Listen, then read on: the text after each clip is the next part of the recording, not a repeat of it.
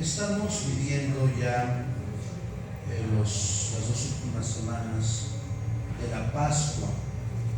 Recordemos que en todo el año litúrgico, que no coincide con el año civil, se celebra los misterios de nuestra fe, enmarcados en la encarnación, el nacimiento, la vida pública, la pasión, la muerte y la resurrección de Jesús. Misterios que inician en el Adviento como preparación al nacimiento de Cristo y que concluyen con la solemnidad de Jesucristo, Rey del Universo, donde se entiende todo se va a recapitular en Cristo Jesús. La Pascua, de hecho, la estamos celebrando desde que Cristo resucitó, aquel domingo 9 de abril del año 30, cuando imperaba Tiberio en Roma. Es evidente, ya sería ocioso por parte de algunos ideólogos decir que Jesucristo no existió. Es evidente que Cristo existió en el tiempo, en el espacio geográfico de Palestina, que vino a predicar la palabra, que realizó milagros, resucitar muertos, dar vista a ciegos, multiplicó panes, milagros que nadie ha hecho hasta el día de hoy. Salvo los milagros que están verificados como situaciones que la ciencia no entiende. Antes de subir al Padre, Él da unas instrucciones, lo que se llaman los 3 discursos de despedida de Jesús, el discurso sacerdotal que va del 13:31 al 17 del Evangelio de Juan. Y es muy claro cuando Jesús dice: solo el que me ama cumplirá mi palabra, mi Padre lo amará y haremos en él nuestra morada. El que no me ama no cumplirá mi palabra. Por tanto, si queremos tener vida eterna, la primera consigna que debemos hacer es leer la Sagrada Escritura, en especial los Evangelios. Por eso, queridos niños y niñas, sus padrinos les van a dar una Biblia. Imagínense cuando Gutenberg en 1453 ideó la imprenta, el primer libro que imprimió fue la Biblia. Hoy se dice que fue un libro del Islam, pero yo creo que no. Gutenberg imprimió la Biblia porque la Biblia es el centro de la vida social, cultural, política del hombre. Esa Biblia que les van a dar sus padrinos no es para que la guarden en una gaveta, no, esa Biblia es para que la lean poco a poco. Claro, yo espero que los papás lean la Biblia, porque si los papás no leen la Biblia, es indudable que los niños no van a leer la Biblia. Si Jesús nos está diciendo hoy: solo si tú cumples mi palabra me amas, entonces tendríamos que leer la Escritura, y al leerla tendríamos que ir educando nuestra libertad. Hoy contemplamos tristemente un mundo resquebrajado por los matrimonios que a veces viven la infidelidad conyugal, por los hijos que ya no respetan la autoridad de los papás, y por lo que hoy se denomina matrimonios igualitarios, donde ya en la enseñanza primaria tristemente pues se enseña esto. Y digo tristemente porque se entiende que la figura del matrimonio no es tradicional como ellos quieren verlo, sino la figura del matrimonio entre hombre y mujer es natural.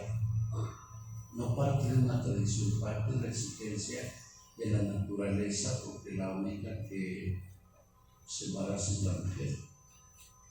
Bueno, pero viviendo toda esa situación, más todo lo que pasa en nuestra patria, asaltos, secuestros, robos, homicidios, corrupción, una corrupción que no se había visto en otros tiempos, y asesinatos, 70, 80, 90 asesinatos al día. Por eso últimamente, hace 50 años, los niños podíamos salir de nuestra casa libremente y regresábamos. Yo soy poblano, pero me he hecho la vista de la 29 de Jesús. Y salíamos. Hoy los papás tienen preocupación por sus hijos, porque antiguamente solamente mataban a señores y jóvenes, hoy llegan a matar a niños y a mujeres. Ante esta situación, ¿cuál tendría que ser la conducta de un cristiano? Porque dice San Pedro en la segunda lectura: si te acusan de malhechor, maleante, ladrón, qué terrible sería que te acusaran de eso. Pero si te injurian como cristiano, debes alegrarte. ¿Por qué? Porque la conducta del cristiano tendría que ser distinta a la de los que no creen en Dios. Y hay muchos fallamos. Fallamos laicos y fallamos sacerdotes, porque a veces nuestra conducta se asemeja a los que no creen en Dios. ¿En qué tendríamos que diferenciarnos? Simplemente en la vivencia de un solo mandamiento, la vivencia del amor.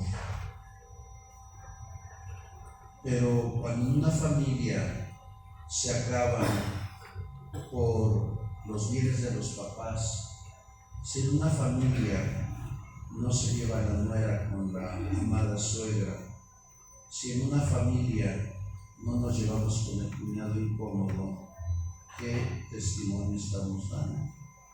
O si en una capilla, como esta hermosa capilla de Ciudad de la Misericordia, una catequista no obedece al señor cura, o un ministro de la Eucaristía quiere hacer de su vida lo que más le dé gana, pues es indudable que la gente no va a venir aquí por el escándalo que se da en ese tenor. Uno se puede preguntar, ¿por qué la Iglesia Católica sobrevive 20 siglos? ¿Acaso será por nuestro buen comportamiento? No. Se debe a que la instituyó Dios. Y contra Dios no podemos pelear. Pero uno puede pensar, Padre, tantas situaciones negativas que ha habido en la Iglesia por parte de laicos y sacerdotes, ¿cuál sería la respuesta?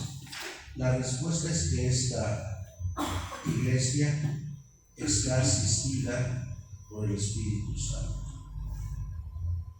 Es la mejor asistencia en el camino, más que GNP o Seguros Monterrey. La mejor asistencia en el camino es el Espíritu Santo. Y pongo por caso ejemplos reales. ¿Por qué, querido papá y querida mamá, aunque algunos nos han casado por la iglesia de paso, ojalá que un día se case, pero no más gente no se quieren casar porque están en la fiesta. Pero ustedes, queridos papás, al venir acá, al estar acá, al haber mandado a sus hijos al catecismo, al estar en pláticas, a veces pláticas ustedes decían que acabe de hablar la catequista del Padrecito porque no le entiendo nada. Esa es acción del Espíritu Santo. Su presencia hoy, domingo 14 de mayo, es presencia del Espíritu. ¿Por qué están acá y no están tomándose una cerveza o un tequila, viendo alguna película en Netflix? Porque esta es acción del Espíritu Santo. Ese sería un ejemplo. Otro ejemplo, bastante sencillo. Yo sé que algunos de ustedes, queridos papás, rezan en su casa, o por lo menos hacen la señal de la cruz cuando se levantan o por lo menos como hacían nuestros papás, les dan la bendición a sus hijos. Eso es acción del Espíritu Santo. Y cuando tu hijo se va al colegio y mamá y papá les dan la bendición, es lo mejor que les pueden dar, porque la bendición es mejor que el guante del mercado, que pare de sufrir, que las ouijas, que los horóscopos, que los amuletos, que las limpias, que el tarot. Simplemente invocar a Dios uno y trino es lo mejor que le podemos dar. En este caso, ustedes como padres de familia, a sus hijos. Y otro ejemplo bastante sencillo es que ustedes, queridos papás, están con sus futuros compadres. Uno puede preguntarle a los papás, ojalá que me digan la verdad. Bueno, la humildad no es para preguntar. ¿Por qué escogieron a los padrinos? Se llevan con ellos, se ponen a tomar con ellos. ¿Por qué los escogieron? Porque son buenos con matrimonios, porque son excelentes papás. Yo creo que sería lo último que lo primero. Y son padrinos de grado, porque la confirmación da el parentesco de compadre. Yo espero que hayan tenido buena elección, que los padrinos den buen testimonio de vida a los ahijados. No solamente un domingo, porque con estos suelos que tenemos, ni para el domingo, ¿verdad? Pero cuando ustedes, queridos niños, vean a sus padrinos, yo les pido que les digan lo primero, después de buenos días y buenas tardes, decirle: padrino, madrina, ¿de qué trató el Evangelio del domingo pasado? Y sus padrinos les van a explicar rápidamente de qué trató el Evangelio. Porque una actitud fundamental de un padrino y de un papá es nuestra misa dominical. Cuando no vamos a misa dominical, hemos perdido toda relación con Dios en la iglesia. Alguien puede decir: yo le rezo mucho a Dios en mi casa, padre, pero no voy a la iglesia. Sería un contrasentido. Si Cristo fue para fundar la iglesia, debemos de creer en Cristo y en la iglesia. Es que estoy muy cansado el domingo, padre. Pues ¿quién de nosotros no está cansado los domingos? ¿Para qué ir a misa el domingo, padre? Porque Jesucristo resucitó un domingo. Pueden juntar a los hombres más ricos del mundo, aparte de Carlos Slim y Billy Gates y el dueño de Telsa, que siempre se me olvida su nombre. Los tres conjuntan una fortuna de 700 mil millones de dólares. ¿Los tres se van a morir? Sí. ¿Todos los que estamos aquí nos vamos a morir? Sí. ¿Se va a morir López? Sí. ¿Se va a morir el gobernador? También. Todos nos vamos a morir. Nadie es inmortal. El único que resucitó es Jesús. Por eso lo celebramos cada domingo. Por eso dice Jesús: hagan esto en memoria mía. Y por eso, desde que la iglesia está en el año 30, se reunía un grupo pequeño de hombres y mujeres en torno a cada apóstol y decía las palabras de la institución: tomen y coman porque esto es mi cuerpo, tomen y beban porque esta es mi sangre. Y esto pues, no lo inventó la iglesia. Esto está bien documentado desde el siglo I. Aquí está el cuerpo y la sangre que nos comunica vida. Los que comulgan, los que comulgamos, Dios nos da un encuentro vivo, donde nos ponemos a Cristo, entramos en comunión con Él. Y segundo, el Espíritu Santo que van a recibir los niños. Nosotros poseemos al Espíritu Santo. ¿Y qué es el Espíritu Santo? La tercera persona de la Trinidad, y la que ha trabajado activamente en la iglesia en los cerca de 2000 años que la iglesia tiene. Piensen ustedes, los que son religiosos, los que más o menos vienen a misa dominical, piensen en un problema grave que han tenido en su vida: la muerte de un ser querido, la pérdida del trabajo, el rompimiento con algún ser querido, un problema económico o un problema existencial. Creo que muchos hemos recurrido a Dios cuando nos ha pasado esto. Y cuando ya no veíamos salida, tuvimos consuelo de parte de Dios, fortaleza de parte de Dios. Un servidor está cerquita aquí en el santuario de San Judas Tadeo. Ahí va muchísima gente. Y gente que todos los días me habla de milagros. Milagros que no queremos percibir porque a veces somos muy soberbios. Pensamos que todo lo podemos. Y yo creo que hay que dar un espacio a Dios en nuestra vida. Ser fortalecidos por el Espíritu Santo a través de sus 7 sagrados dones es porque Dios nos da un espíritu no de cobardía. Los cristianos tenemos que vivir en medio del mundo la fortaleza de carácter, renunciar a la deshonestidad o a la corrupción que tanto ahogan a millones de mexicanos. Renunciar precisamente a los vicios y a los defectos que tanto acaban a los matrimonios y a las familias. Si pudiéramos tener como primer virtud el amor todo lo puede. Y Jesús ha vencido al mundo a través de la radicalidad del amor. Podemos más cuando amamos que cuando odiamos. Podemos ver nuestra patria cómo está dividida, polarizada, como ha estado dividida los últimos 200 años. ¿Y qué hemos sacado de ella? Absolutamente nada. Hay países más pequeños como Dinamarca, Finlandia, Suiza, Suecia, que son pequeños, muy unidos y muy ricos.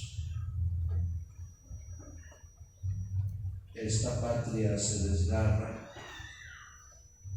y el testimonio de los cristianos tiene que ser el más ecuánime. Por eso, no nos avergoncemos de ser cristianos. No nos avergoncemos ante nuestros amigos de hacer la señal de la cruz. No nos avergoncemos de decirle al hermano incómodo: vamos a misa. No nos avergoncemos de decirle a alguien que fue desleal en la amistad o que le prestamos 5,000 pesos y que nos quiso devolvernos y hasta perdimos su amistad. En nombre de Cristo te perdono. Si pudiéramos abundar en la Escritura, yo estoy seguro que el cambio nuestro sería radical. Si pudiéramos experimentar más la presencia viva del amor de Dios en nuestra vida, muchos sacerdotes seríamos mejores y muchos fieles distintos. Démosle paso a Dios. Démosle paso a nuestra vida al misterio trinitario. Por eso, finalmente, que son las 1:45, hay que ir a comer. Finalmente, queridos niños, queridas niñas, cada domingo, cuando se levantan, antiguamente nos levantamos a ver en familia con Chabelo. Hoy ya murió Chabelo, chiquilla de paso. Pero cuando se levanten, lo primero que deben decir a sus papás: papá, mamá, ¿a qué horas vamos a misa? Esa sería su tarea dominical. Antiguamente papá y mamá no nos decían eso, nos levantaban, nos decían: vámonos a misa. Y nunca discutimos la autoridad de los papás. Solamente así, queridos niños y niñas, agradarán a Dios escucharán la palabra y la pondrán en práctica. Porque solamente el que ama, dice Jesús, cumplirá mi palabra, mi Padre lo amará y haremos en él nuestra morada. Que los cristianos nos caracterizamos por vivir en amor. El sacramento de la confirmación tiene 3 momentos: la imposición de las manos, que es transmisión del Espíritu Santo. Con el Santo Crisma yo los crismaré en la frente y les diré, recibe con esta señal el don del Espíritu Santo, y cada niño me dirá amén. Después le daré aquí en la mejilla, la paz esté contigo, y me responderá, y con tu espíritu.